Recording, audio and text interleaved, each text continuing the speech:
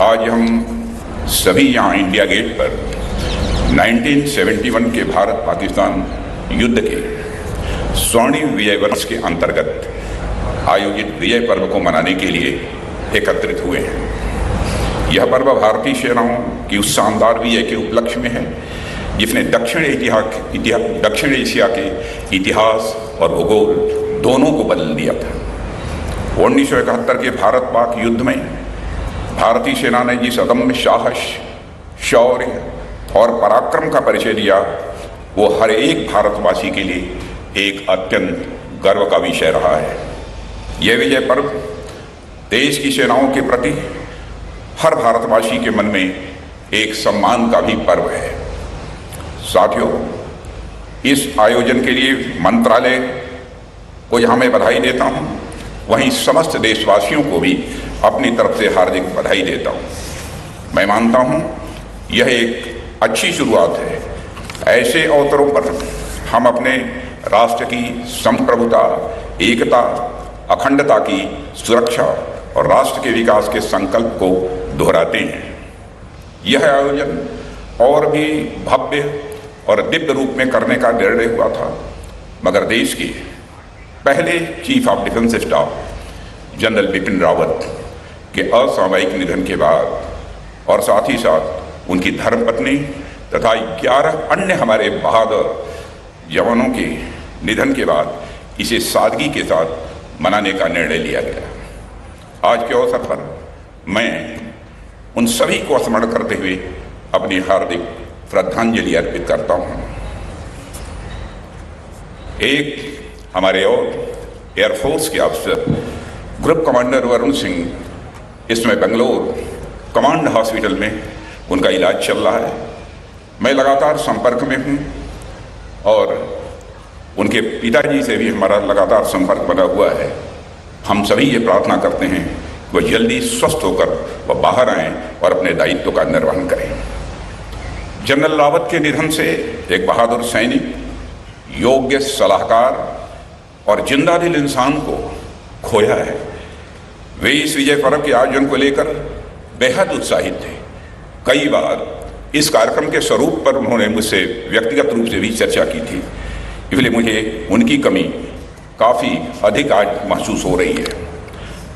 साथियों, आज के दिन मैं भारतीय सेना के उस हर सैनिक के शौर्य, पराक्रम और बलिदान को नमन करता हूँ जिनकी एक वजह से 1971 के युद्ध में भारत ने विजय हासिल की थी। यह देश उन सभी वीरों के त्याग और बलिदान का सदैव ऋणी रहेगा। पिछले एक साल से चल रहे स्वर्णिम विजय वर्ष के दौरान पूरे देश में अनेक कार्यक्रम आयोजित किए गए। यह उत्सव जिस तरह से पूरे देश में मनाया गया वह अपने आप में अभूतपूर्व है। हमने देखा कि स्वर्णिम विजय मशाल वो देश के जिस भी कोने में ले जाया गया, वहाँ देशवासियों ने सच्चे मन से, आदर से और साथ ही साथ श्रद्धा के साथ इसका भव्य स्वागत भी किया था। यह उत्सव और इस उत्सव के लिए यह उत्साह इस बात का भी साक्षी है कि हम देशवासियों के दिल में अभी भी 1971 की यादें पूरी तरह से तरोताज़ा है।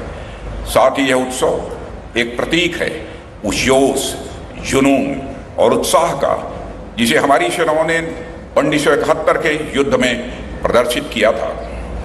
यह उत्सव हमें प्रेरणा देता है कि हम अपने उसी उत्साह, जोश और जुनून को लेकर प्रगति के पथ पर सदैव आगे बढ़ते रहें। देवियों और सज्जनों, जब कभी भी 1971 के युद्ध की बात होती है तो उसमें एक दो चीज़ें हमेशा प्रमुख रूप से हमारे सामने आती हैं। वह है भारतीयों की मानवता और विश्व बंधुत्व की भावना।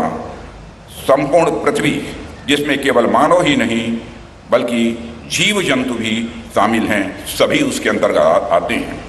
विश्व में अकेला देश हमारा यह भारत है जिस देश के रहने वाले ऋषियों और मनीषियों ने भारत की सीमा में रहने वाले लोगों को ही अपने परिवार का सदस्य नहीं माना है, बल्कि पूरे विश्व की धरा पर रहने वाले सभी लोगों को परिवार का सदस्य मानते हुए सारे विश्व को वसुधैव कुटुंबकम का संदेश देने वाला इस विश्व में अकेला कोई देश है, ये हमारा आपका देश, ये हमारा भारत है।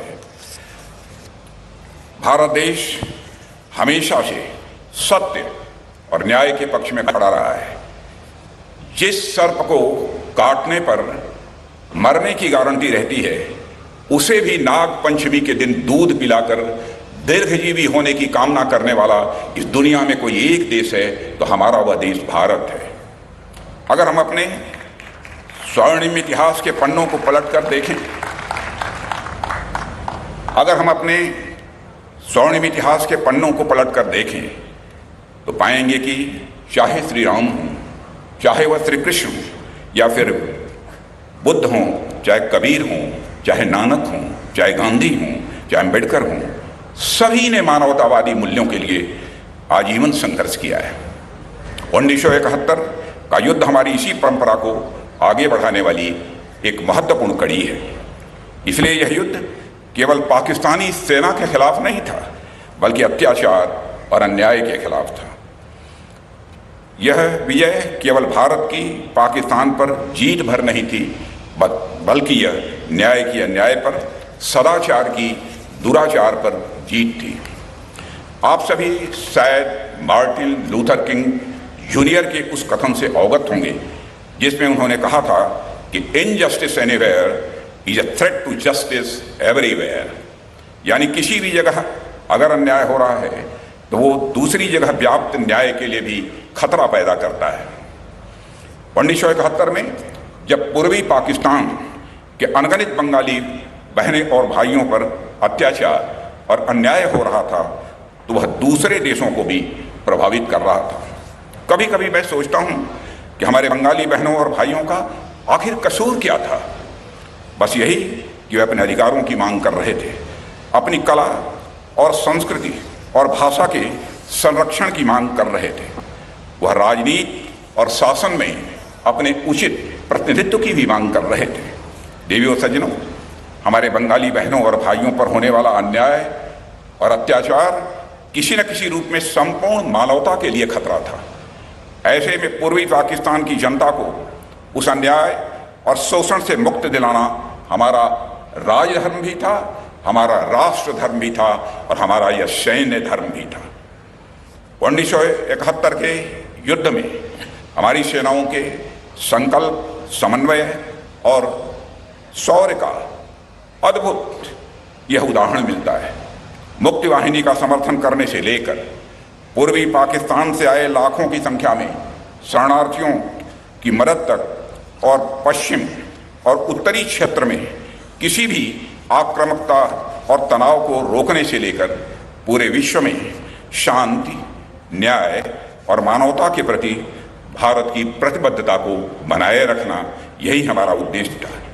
यह सब कोई आसान काम नहीं था और मुझे ये कहते हुए गौरव की अनुभूति हो रही है कि भारतीय सेनाएं इस कठिन परीक्षा में खरी उतरी हैं और इसका सुखद परिणाम क्या हुआ यह केवल भारत ही नहीं बल्कि सारी दुनिया जानती है। देवियों सज्जनों, यह युद्ध हमारी नैतिकता, हमारी लोकतांत्रिक परंपराओं और न्यायपूर्ण व्यवहार का एक उत्कृष्ट उदाहरण है। ऐसा इतिहास में कम ही देखने को मिलेगा कि कोई देश दूसरे देश को युद्ध में हराने के बाद उस पर अपना प्रभुत्व न जताए बल्कि वहाँ के राजनीतिक प्रतिनिधि को सत्ता सहर सौंप दे। पर भारत ने ऐसा ही किया क्योंकि यह व्यवहार हमारी संस्कृति और हमारे संस्कार का एक हिस्सा है। हमारी एक परंपरा रही है जिसके चलते भारत ने कभी किसी दूसरे देश पर न तो आक्रमण किया है, न तो दुनिया के किसी देश की 1 इंच जमीन पर भी हमारे भारत ने कभी कब्जा किया है। भारत ने बांग्लादेश में लोकतंत्र की स्थापना में अपना योगदान दिया और आज हमें इस बात की अत्यंत प्रसन्नता है कि पिछले 50 सालों में बांग्लादेश विकास की राह पर तेजी से आगे बढ़ रहा है, जो बाकी दुनिया के लिए एक प्रेरणा का भी यह विषय है। इंडिया टीवी हर वक्त हर जगह डाउनलोड करने के लिए सर्च करें India TV news Google play store या ऐप स्टोर पर।